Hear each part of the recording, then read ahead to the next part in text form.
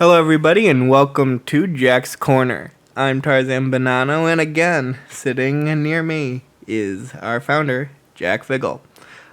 Today is Jack's birthday, so everybody tell him happy birthday in the comments. But we're actually going back to our regularly scheduled program, and today we're going to be talking about how he got all the adult enrichment programs that Orientale Lumen provides. How you doing, Jack? Good, Tarzan. Glory to Jesus Christ. Glory to him forever. How are you today? I'm well. How are you on this fine Oh, birthday? doing well. Yeah, doing well. Celebrating another one going by. Yeah. All right, how do you want to start this one, Jack? Well, I think I always like to start at the beginning and tell the story of how the first one came about. Um, but there's even a prequel to that uh, ever since Oriental Lumen number 2, we've been making we had been making video recordings of the conference plenary sessions and liturgies with a wonderful family called the Northrops, who lived in the Midwest and traveled the country recording religious conferences. Now, in those days, they started with what we used to do in all conferences, and that was have someone record them with high quality audio equipment, go and manufacture cassette tapes in the back room with the tape duplicator, and then sell them to the participants they could carry home and listen to any talk that they liked, or all of them if they bought them all. And the Northers did that as a family ministry and just traveled the country. They homeschooled their kids. So the kids all piled in a van and they drove off to whatever destination they were going to. And for the second Oriental Lumen Conference, June of 1998, they called me and said that's what they did, and they offered to come and do it. I thought it was a great idea because I had been doing that since the first conference when I pushed the tape button myself and duplicated the cassette tapes myself, shipped them out to people, and so forth. So um, having someone else come in and do it at no cost to the conference, they made their money from how many tapes they sold. So that's how the whole recording business got started, was through the Northrops. And then they came for a few years. And when we went to Istanbul the first time, they offered to go along, but I said I could only afford uh, to have two of them go because they said they needed their airfare paid Taking for. care of, yeah. Remember this Um, part. yeah. So that all happened. And then for Oriental number 10, when we were going to get greetings from the Cardinal in Rome and His All Holiness in Istanbul, where I flew over to record them, I bought video cameras to do it with. Uh, Shortly after that, we switched from the Northrops to doing the video recording ourselves with digital tape cameras. And shortly after that, I mentioned to Callistos one year when he didn't make it to the conference that I would like to come to his residence in Oxford and video record him giving lectures. So that's how the whole idea of the adult enrichment lectures came about. Number one is titled The Mystical Theology of the Eastern Fathers. And Which was actually I our very record, first episode. yeah, was our first episode. It's one of the most popular items on our streaming video channel, on our YouTube channel, In the podcast. and the podcast. And um, also people who have bought the CDs and DVDs over the years in physical discs. That's the one we've sold the most. So it's that was the first AE program, AE01, and it was a joy because although I'd been to his residence a few times, I actually got to spend quite a bit of time with him, and I essentially flew to England for the purpose of making the recording. We agreed that I think we met like on a Thursday morning, about 10 o'clock. I stayed in a hotel around the corner from his home in Oxford. I think it's a Best Western. It's only a few blocks away. So I would show up with all my cameras in a bag and tripods, and I'd go up and into his sitting room slash study and set up all the cameras aimed at his sitting chair and positioned all of the furniture. He would give me the reign of the room and said, "Set it up any way you want." And as I've seen since then, he actually, I think, did this quite a bit with lots of different video recordings. I see all kinds of YouTube recordings of him sitting in that same chair that I did not make. So lots of people have gone in there and done the same thing. Uh, the room itself is most interesting. Have I mentioned that it's his personal library? You've mentioned to me that it's his personal library. It's obviously never been brought up in the podcast, though. And it's, I don't know, maybe 15 by 15 square room. It's the main space in his residence, which is the second floor. It's a condo in an old house that he owns, and or he owned, uh, and every wall except the windows are lined with bookshelves. And I commented to him that there were so many books looking all around the room, three sides with just the window wall and every other square inch, literally from floor to ceiling in their tall ceiling rooms, well over my head. Could not reach the top shelf without some sort of a step stool. And I said to him, "Oh, your Grace, so many books." And his quip back to me was, yes, but you can only see the half of them because It's funny. They were double shelves, and behind each book was another book.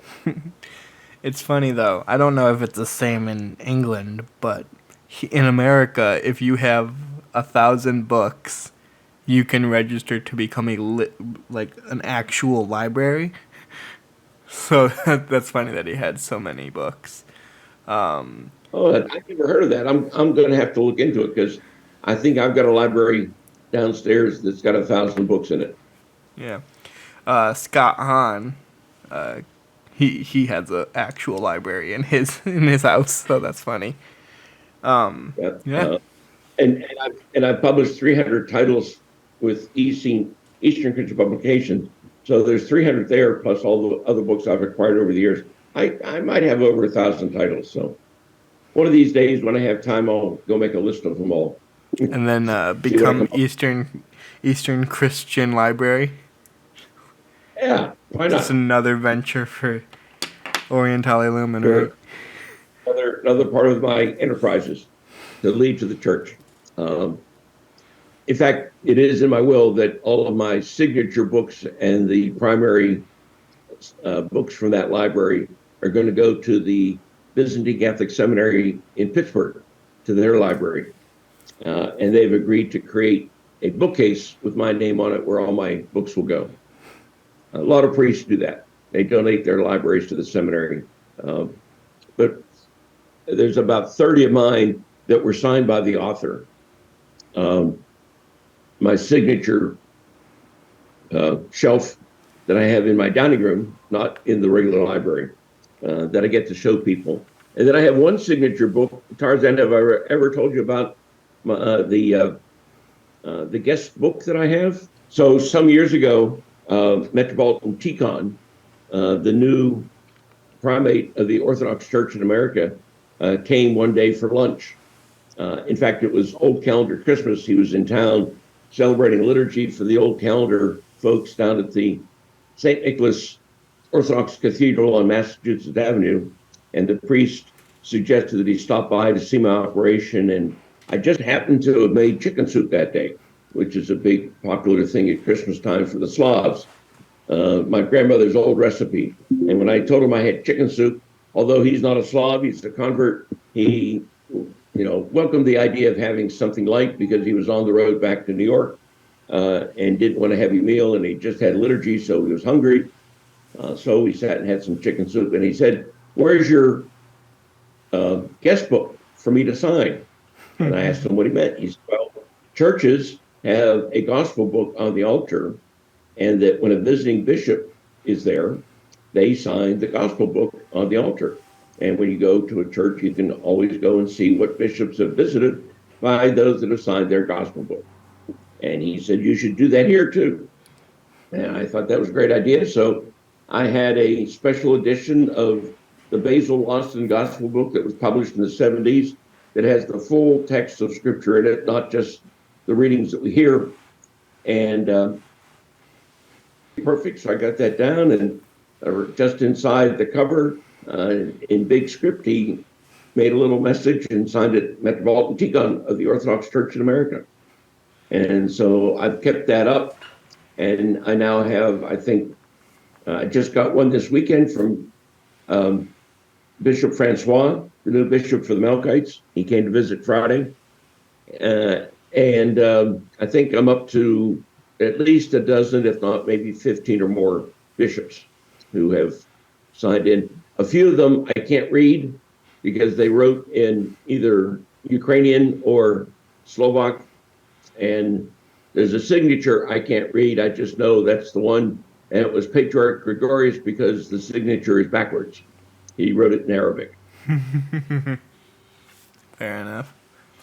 All right, so so AE01 started, the first of the series, and AE just was my shortcut for adult enrichment. I didn't want to call it. I consciously didn't want to call it adult education because that's what the catechism folks do.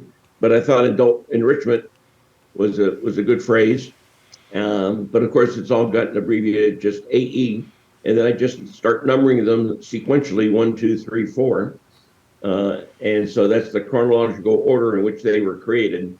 There's no other organization to them.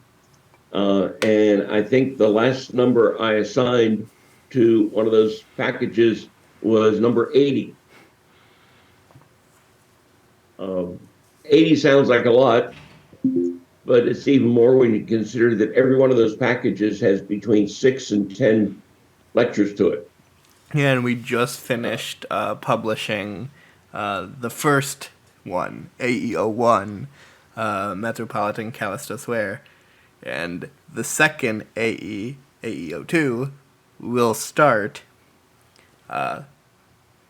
Will have started Thursday for those listening. And that one's by Robert Taft, I believe, on the history of the liturgy. Yep, the formation of Byzantine liturgy. Yeah, yeah. And so you multiply 80 times even just 6, that's nearly 500 lectures and videos that I've recorded since I started this at OL 10 in the year, I think, 2006. Yes. So been going at this, what's that now? 18 years? Something. Yeah, 2006 to 2024. Anyway, a long time, and I'm working on 2 more right now. One is the visit of Bishop Neal and Bishop Kirk Burnett to my parish on Sunday. They had a hierarchical liturgy, and with Bishop Neal here from the Transcarpathian sector of Ukraine, I thought it was a historic event for us to record. He's in the middle of the war, and having him at our parish was a exciting event. And then last week, or the week before rather, I was recording the assembly of all of the Ruthenian Catholics in America up in Hillsborough, New Jersey, and they had a dozen or so talks and a few prayer services that I video recorded, and I'm in the process of editing. So those will get some AE numbers here when they're done. Yes. But the AE programs are, I'd probably guess, a little more than 50% strictly lectures. Um, about 25% roughly are plenary sessions from Oriental Illumin conferences through the years, which also makes them lectures for the most part. And then another 25% of them are various travels that I've made where the individual uh, discs within each package are different liturgies from a pilgrimage here or a trip there. And so each one is identified. Some of the more interesting ones over the years was the meeting of the Eastern Catholic bishops of Europe. I don't know, before COVID, maybe 8 years ago, when I was invited to be one of their speakers.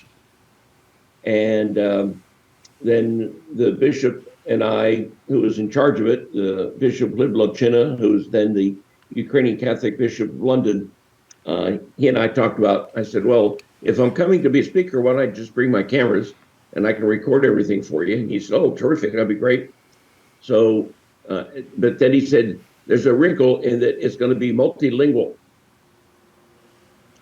Um, and that they were using a facility where the back of the room had soundproof booths with a microphone system so that people in the audience, in the auditorium, could put microphones on, dial in a channel, and listen to the speaker in whatever language they understood.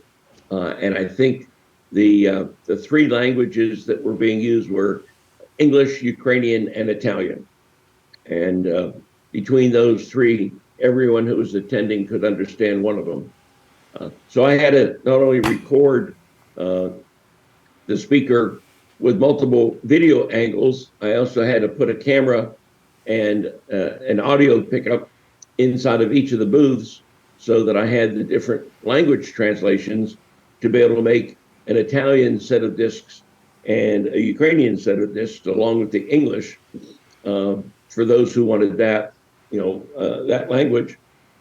So what But you're the real saying is special event, there's an AEI, Adult Enrichment Italian. no, it's not. I didn't do that, but I think I made three different numbers for each of the three languages.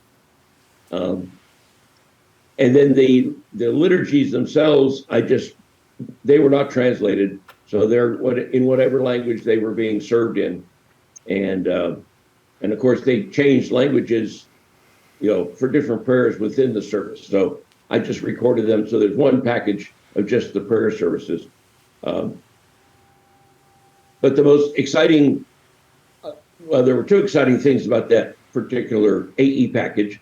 One was that I was a speaker, so I had to turn all the cameras on and then go up and be introduced at the podium as the speaker. And so I had four cameras from four different angles aimed at me giving the talk. So I sort of thought of that as the ultimate selfie. Not only was I video recording myself, but I was video recording myself four times over. That's funny. So I got lots and lots of pictures of myself at the podium, literally, because every video has 30 frames per second, okay, which is 30 pictures a second. You multiply that times a 30-minute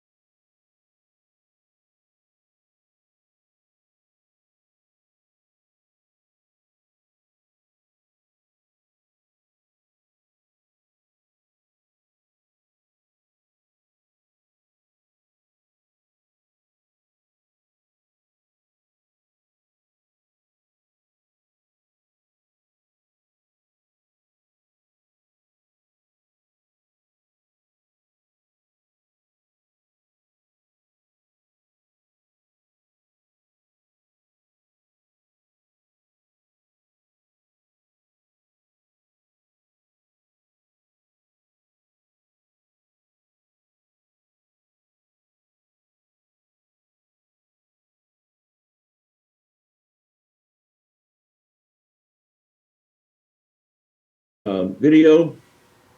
I had to make a special version of it and master it onto a PAL compatible DVD because the DVD standard of Europe is different than the American standard. Mm-hmm. It's called NTSC. So I had to make a PAL master, and then Bishop Tlib ordered 200 copies of that recording that I arranged to be made and delivered to him over in England. And so I think he sent one to every Catholic bishop of Europe, not just the Eastern bishops, but all of them. You got any American copies? I do, and they're on our OLTV channel. And I think I say I did a pretty good job because I had cameras spread all over the place in the cathedral, even in interesting places like I walked up and on top of the sacristy inside this enormous cathedral, I positioned one of my little cameras on a little tripod aimed at the throne so that I had a close-up shot of Archbishop Sviatoslav presiding from the part of the liturgy where he's at the throne. And then I had another one aimed at the altar so that I had close-up shots of all the things that took place at the altar. And then in the editing room, there's lots of film on the floor because I cut and pasted and only showed the view I wanted. And it looked like I had a full camera crew of 5 or 6 people, and it was only just me. Movie editing magic. Yep. I also did something like that when the Ukrainian Catholic Synod had their annual meeting in Washington. They had the first half in Philadelphia. Then they had the second half of their meeting here in Washington and went and had a divine liturgy with Cardinal Hussar as the main celebrant when he was still alive at the Ukrainian National Shrine of the Holy Family in downtown D.C. And I did the same. I set up cameras all around, walked around in my cassock so I could have access anywhere I needed to go. And then I edited the final liturgy into a multi-angled, kind of event. That was just a special event on the side. It's not part of an AE package, so I got a bunch of those too. But back to AE packages. After I started the first one with Kallistos, I think the next year or a year after, Robert Taft, the well-known Byzantine liturgist from Rome, was here at an OL conference. And when he came from Rome, because it was summertime, he had spare time. So he'd either come a few days early or stay a few days longer. He stayed here at my house, had one of my guest rooms, and it was a lot easier for him to travel and take his time. And so on one of those trips, I said to him, Father Robert, would you mind reading some of your speeches in front of the camera, some of your essays and things you published about the history and the theology and the spirituality of the liturgy? And he said, oh, of course, I'd be happy to. So we'd spend several hours in my basement, my library, with him sitting in front of all the books and video recording him on all his talks. And then I organized them into the 3 main groups. And I think the next podcast series is going to be Father Taft on the history of the liturgy. Yeah. Again, that for the people listening, began Thursday. Yeah. So that'll be our next set of 6 or 7. The interesting thing to comment is the 2 different styles in which Kallistos and Taft did these videos. Kallistos would, in the case of the fathers, I don't remember exactly which one it was, but he would either have a folder of notes from a course that he taught at Oxford University that he told me he never was going to have time to publish as a formal paper, but he was happy to record them for me. So they are lectures from Oxford that he never published in hard copy. And he would sit with the file on his lap. He'd spend 5 minutes leafing through it, shuffling papers around as if to sequence them.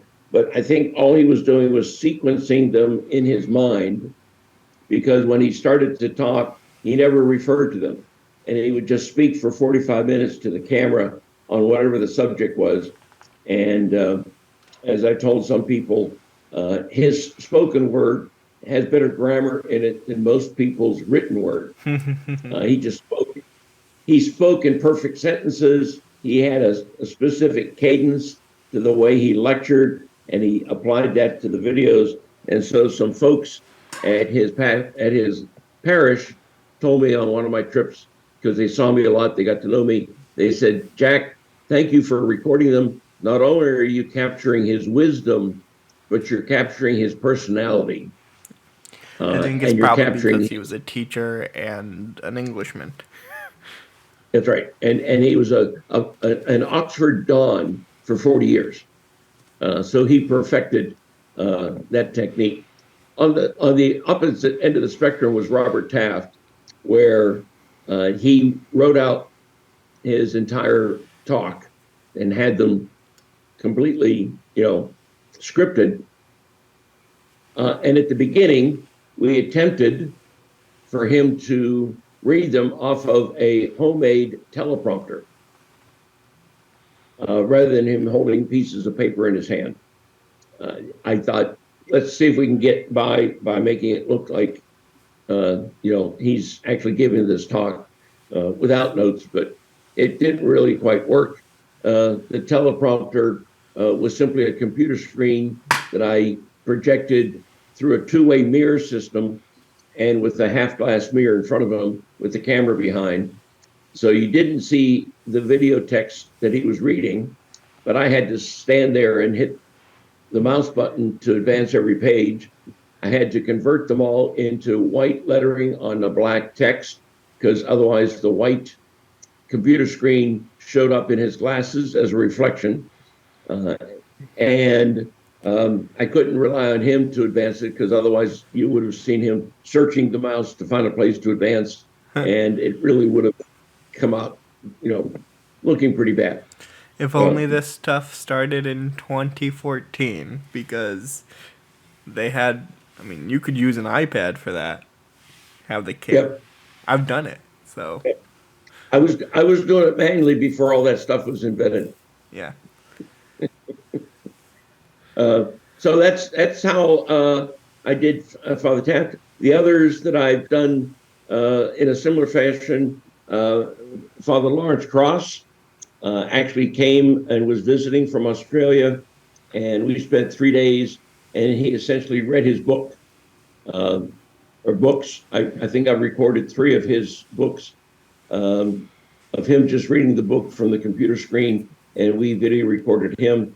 Father Justin Rose, I did him out in his parish with the explanatory notes for his series on evangelization and scripture. So that's one of our AE packages. And there's another one that I did with Father Maximos Davies, a monk of the Romanian Eastern Catholic Diocese that's now in Wisconsin. They were out in California when they started. I went out to visit them for a weekend. I recorded him talking about sin. And then in the liturgy, we asked for forgiveness from knowable sins and unknowable sins, the sins that we commit that we don't even know about. And he explained some samples of that. And so the recordings were done sort of in the sitting room of their monastery at the time. And then I also recorded all of their prayer services for the whole weekend of the Divine Office. And so I think another AE package is Weekend at the Monastery, where all of the prayer services for the daily office, and then the weekend liturgy and Vespers, I video recorded everything in their little chapel. And so that's, I think, another one of the AE packages. So I've done a variety of them. So other AE packages that I made are from various trips and liturgies that I've either done on my own or with a small group or a large group. So there's a bunch of pilgrimages. And then I think I also put in the AE group the recordings I made of the seminary choirs that came on concert tour. So there's a wide range of things that we called AE, and now the AE numbering system is essentially everything OLTV does goes into some sort of a package. um, and they're now all becoming available on our podcasts that we're doing here, as well as the OLTV YouTube channel and OLTV streaming video that can be reached at www.oltv.tv. Yes. Well, that's a lot of packages for everybody to listen to and watch. So I think we've got a lot of stuff that keep everybody on their toes for what's coming. Is there anything else? And it seems like there's enough going on that I produce 2 to 4 new AE packages every year. Of course, with the passing of Metropolitan Callistos and Father Taft, what I have is what I have. But hopefully, there's going to be some new faces come onto the scene, and we'll be maybe getting the opportunity to record them in a formal setting. Yes, that'd be great. Well, is there anything else? I think that's it. Covers all the AE package stuff. All right. Well, then, everybody who stuck around, thank you for listening to this episode of Jack's Corner. Next week, it is just everything that is coming. Specifically, the conference's plenaries, liturgies, and seminary choirs stuff. Besides that, thank y'all for listening, and have a great rest of your day. God bless.